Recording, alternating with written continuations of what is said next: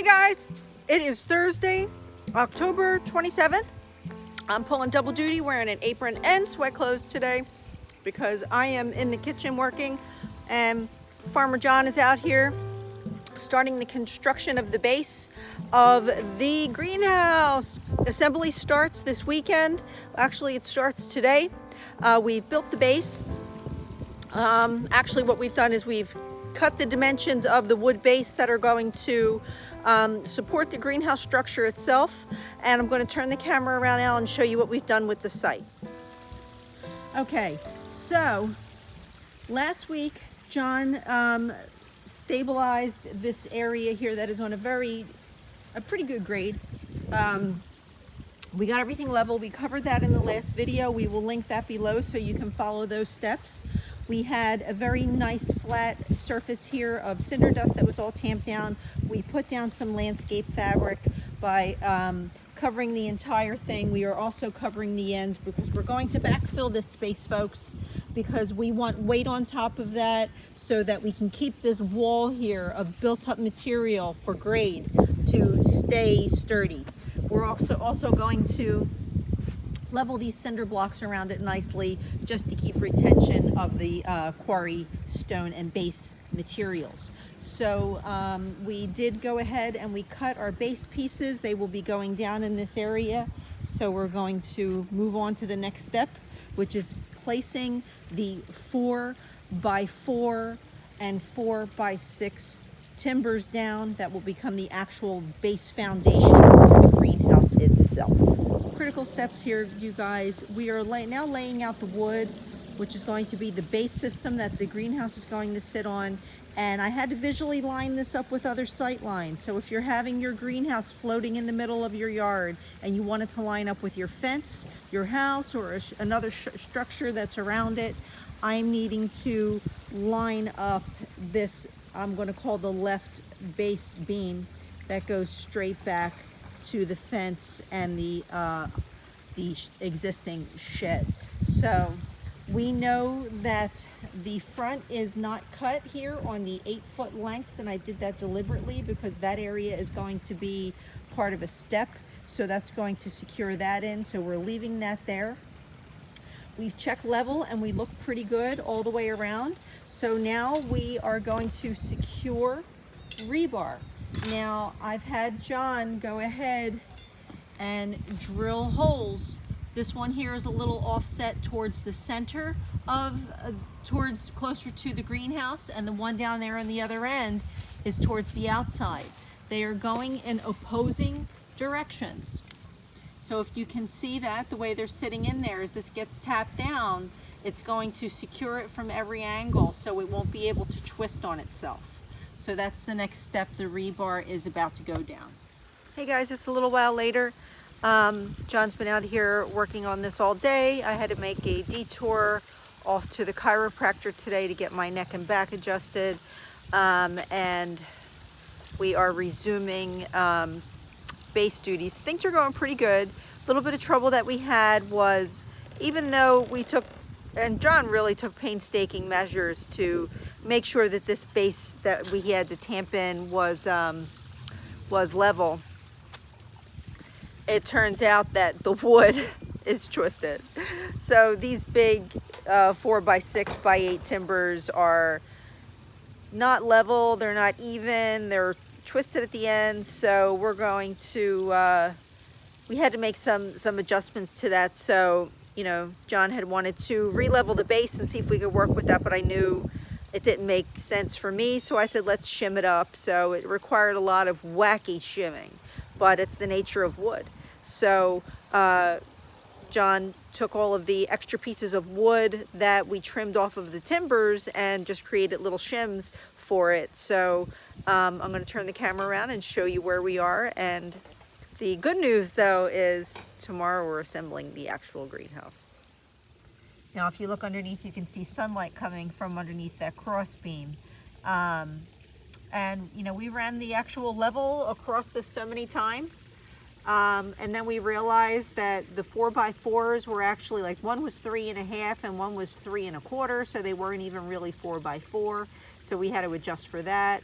So As you can see in this corner, it's a lot of shimming. So be prepared, you guys. I mean, if this is your first time builders, this is the thing for us. This is our first time, and I'm sure there's other people out there where it's your first time. And I wanted to find something that was called Building a Greenhouse for Dummies. But I don't want to say that about ourselves or even any of you out there, because we're not dummies, we're just inexperienced. And we're finding our way, and we're making our way as we go. So a few modifications, from what I remember, a lot of carpenters doing work, you have to shim stuff up. So we found shims, it's all good. So we drove rebar down into this at angles, it's all set. Now we are going to put metal brackets into the corners, and we are going to connect these ends with rafter connectors, which we'll show you. We're now hammering some rafter connectors here, which are like instant satisfaction. So they have good teeth on them, and they'll connect these two pieces. There you go. There you go. Awesome. Still good. But, yeah, that's it. So we just have to push that down once the walls get on. And that's funny because that's the new one that they sent us. The nature of this wood, I guess cedar is a little twisty, you guys. So it does seem very soft though. If we stand on one end, it'll go down. So right now, John is just checking level on all of the 4 bottom pieces of the structure itself. Good. We've got really good level going. We are good. Yeah. So we secured the corners of the wood base with just corner brackets. And if it will help you, I can give you the number of these, which I got from Lowe's. So it's MML23Z. Just got them from Lowe's. They're just corner brackets that we secured with some kind of a galvanized screw. I can show you the screw package. So we just use these to attach them. And we also, I was showing you a moment ago, added the rafter connectors on the end here. So that secures the timbers. Now, John, you might want to give this one corner over here some wax when you get a chance. Now, the reason that we did that was because on this end, the 4x4x6 was cut down to like 4x4x. How long did you cut it to? 5'7"? 5'7". Yeah. We cut it to 5'7" because we had the extra width in the 4x6x8. Now we did not cut the length on the 8-foot. We're leaving that overhang, as I was saying earlier. Remember, this is going to be a little bit of a step here, and it allowed us wiggle room.